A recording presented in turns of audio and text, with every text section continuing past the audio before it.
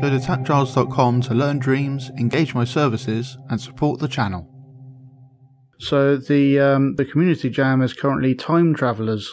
So I thought I'd teach how to do some of the techniques that I've come up with for replaying the way you move around a level and things like that, and maybe play and rewind some elements of the level to be able to traverse it or something like that. I will bring in a character, and this character I want like another character to replay what this character is doing, essentially. We'll make this a different colour though, so we can tell them apart.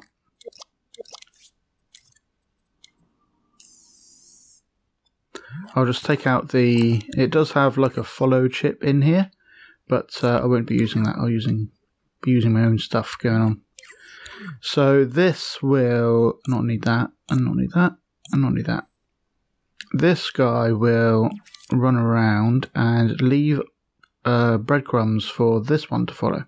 So if I use the grid, and I'll have a chip on it, and move it out of the way. So this will have a tag in it that will be in the center of the box. There we go. And Z is pointing forwards towards the chip, and then this will emit that box periodically. So we'll emit it with no speed, and we'll put that. So let's grab our character and press triangle, and that will put it on the grid. And then we can put this on the grid as well with triangle, and put it at the feet.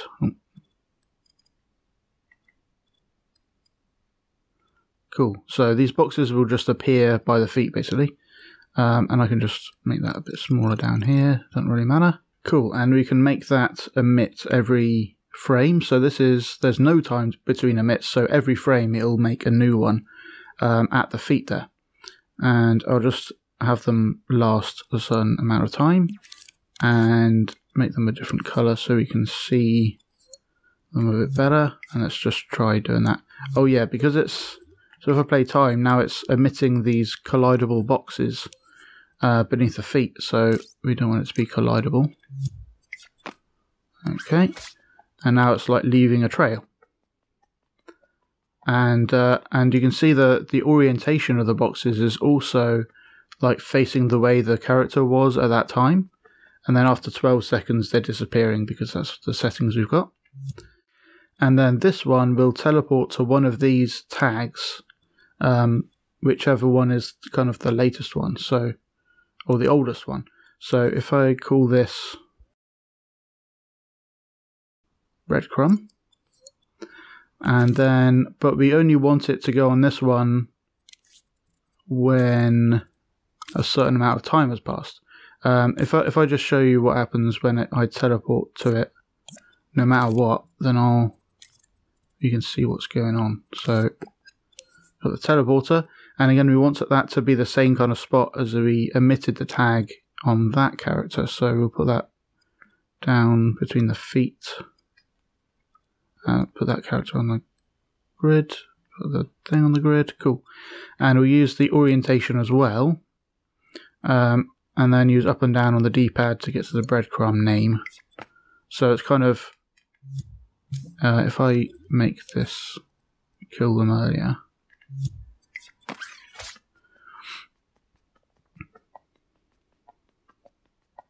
Eventually.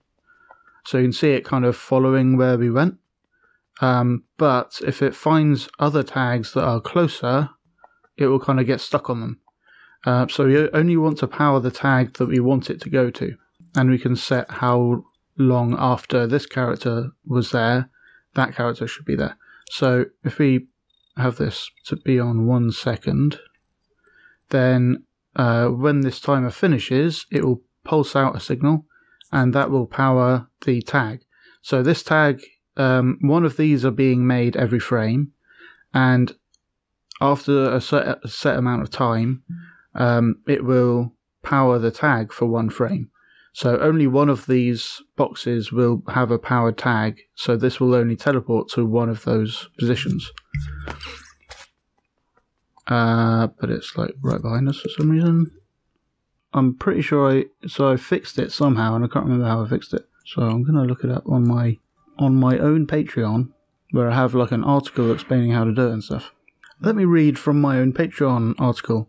You may consider using a teleporter, but there's a bug at the minute where specifically a teleporter targeting a tag in the timeline will always match it even if it's not powered yet or something ? Very strange things going on, but the upshot is it doesn't currently work as expected. So unfortunately there's currently a bug where the tag is still targeted by the teleporter no matter what. So I'm going to use a follower instead. But as we saw earlier, the character would just kind of float around and not look like it was walking or anything. So actually a follower will let it look like it's walking around too, which is kind of cool. So let's just get a follower. And we can max everything out. And in here we can edit it with L1 and square. And just type in a big number, R2 to accept it. And that will max out the speed. So that will also target the tag, breadcrumb.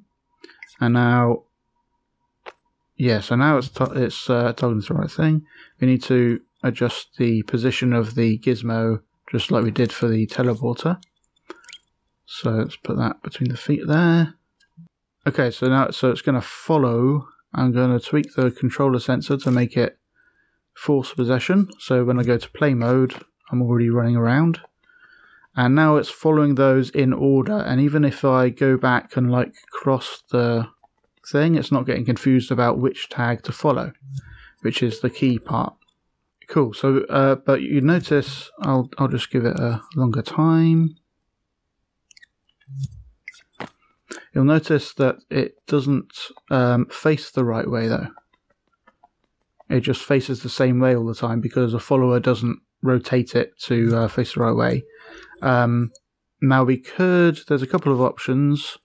One is the rocket rotator and have the arrow pointing forwards, and when this object moves, the rocket rotator will rotate it so that the arrow is pointing in the same way it's moving. So that could work.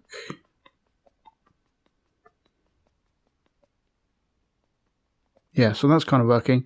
But also, if we had something like if we had face camera direction, then we could be facing like any old way, and we want this replay puppet to match that as well. So instead, I'm going to, in here, store send out the direction that we are this object is facing, and then have this one turn to face the same way. So for that we can get the direction from a movement sensor. So a movement sensor usually senses movement, like the x-axis speed and things like that. But it also has these axes here. And if we turn on local space, then it depending on what orientation the object is in, these axes will be pointing in different directions. So if we get the z-axis direction from here, then that's the direction we want this character to look in. So we'll get a transmitter and wire the z direction into it, and we'll call this facing, and we only want it to send it when it's the right time, so we'll power that transmitter as well. And then in here we won't use a rocket rotator, so I'm going to get a look at rotator because we want this character to look in the direction that we give it. So turn on the grid, have it point forwards, and then turn up these so they're all maxed out as well. And then in the inputs and outputs tab, there's a scene space direction that it's trying to look in, and that's what we got. We got a direction over here, so we get a receiver. Use up and down on the D-pad to get the facing transmitters, and then we'll set it to in-scene zone shape, so it doesn't matter where it is in the scene, it will be able to find that facing direction. and it will send it out from here. So we wire that into the scene space direction. Now let's try that. So I'm going to go right but face forwards, and then cool, that's matching it. And then it kind of turns around, so it's constantly matching the like a replay of what I was doing before, and it'll do the jumps. And if it has like poses and stuff for the jumps, those work too. So now we've got this replaying character. One extra thing, so if I just walk around like that, when this character gets to me, it's going to be shoving me out the way, which isn't what we want. So we don't want this to actually collide with anything. So we can make it just non-collidable. And now it'll replay and then walk into me. And that's fine. So it's like a proper ghost replay of a game or something. Yeah, so let's make just a couple of buttons. I'm not going to do anything fancy. I'm just going to say when you're standing on it,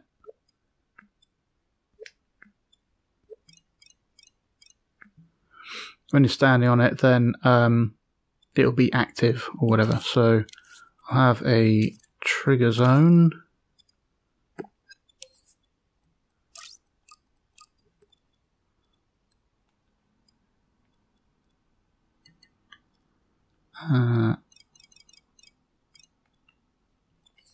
Okay, and that will look for like just a tag called character, because it's not necessarily the player, it could be the replay. So I'll put that between the feet and put another one in this character. It will say yay.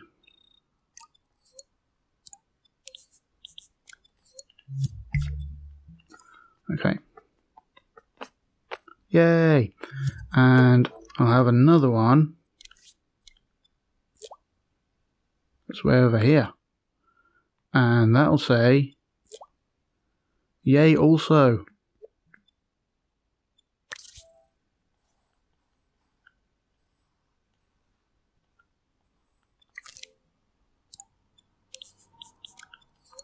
Okay, so now if I use my replay thing, and I'll use this opportunity to make that invisible, I'll go to this one, and then to this one, and they're both on, yay! And then we'll say, I'll have another one saying whoop-de-doo, because you got both of them. So I'll just use an AND gate over here. And if that one's on, and that one's on, yay, it will just like permanently put that on. So I'll use a selector. So A will be our it's not on mode, and then B will be our yeah, you did it mode. So that'll power it, and that'll just set it to the B mode. So now everything's off. And we can't just do it by ourselves. We have to like get the friend to help us. Yay, what do you do? And that'll open like a door, and we go for the door, and we solve the puzzle. Alternatively, you could have like another one. So now we have a trigger zone. So this will be a square shape.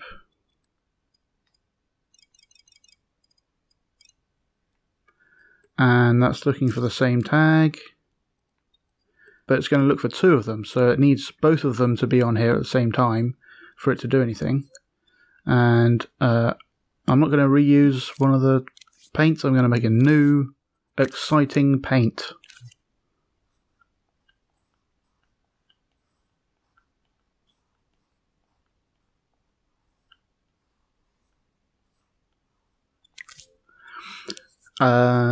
And then that will be powered if there's two of them on there, because that's the required number of those tags that we got to find. So let's just do a bit of that and then jump on here.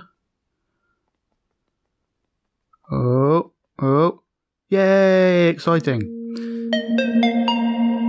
Thanks for watching. I hope you learned something interesting.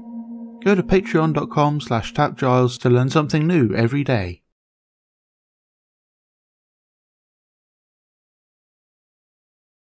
So yay, also whoop-de-doo exciting.